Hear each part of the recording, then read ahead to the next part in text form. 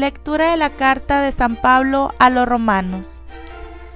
Por lo tanto, ya no hay condenación para aquellos que viven unidos a Cristo Jesús, porque la ley del Espíritu que da la vida me libró en Cristo Jesús, de la ley del pecado y de la muerte.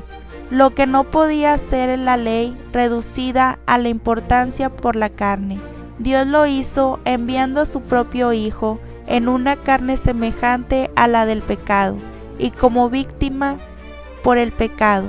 Así, Él condenó el pecado en la carne, para que la justicia de la ley se cumpliera en nosotros, que ya no vivimos conforme a la carne, sino al Espíritu. En efecto, los que viven según la carne desean lo que es carnal. En cambio, los que viven según el Espíritu desean lo que es espiritual. Ahora bien, los deseos de la carne conducen a la muerte, pero los deseos del Espíritu conducen a la vida y a la paz, porque los deseos de la carne se oponen a Dios, ya que no se someten a su ley, ni pueden hacerlo. Por eso, los que viven de acuerdo con la carne no pueden agradar a Dios. Pero ustedes no están animados por la carne, sino por el Espíritu, dando que el Espíritu de Dios habita en ustedes. El que no tiene el Espíritu de Cristo no puede ser de Cristo.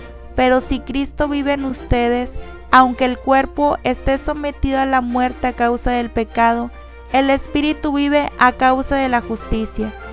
Y si el Espíritu de aquel que resucitó a Jesús habita en ustedes, el que resucitó a Cristo Jesús también dará vida a sus cuerpos mortales, por medio del mismo Espíritu que habita en ustedes. Palabra de Dios. Lectura del Santo Evangelio según San Lucas. En ese momento se presentaron unas personas que comentaron a Jesús el caso de aquellos galileos, cuya sangre Pilato mezcló con las de las víctimas de sus sacrificios. Él le respondió: ¿creen ustedes que esos galileos sufrieron todo esto porque eran más pecadores que los demás? Les aseguro que no. Y si ustedes no se convierten, todos acabarán de la misma manera. ¿O creen que las 18 personas que murieron cuando se desplomó la torre de Siloé eran más culpables que los demás habitantes de Jerusalén? Les aseguro que no. Y si ustedes no se convierten, todos acabarán de la misma manera. Les dijo también esta parábola. Un hombre tenía una higuera plantada en su viña. Fue a buscar frutos y no los encontró. Dijo entonces al viñador: hace 3 años que vengo a buscar frutos en esta higuera y no los encuentro. Córtala. ¿Para qué malgastar la tierra? Pero él le respondió: Señor, déjala todavía este año. Yo removeré la tierra alrededor de ella y la abonaré.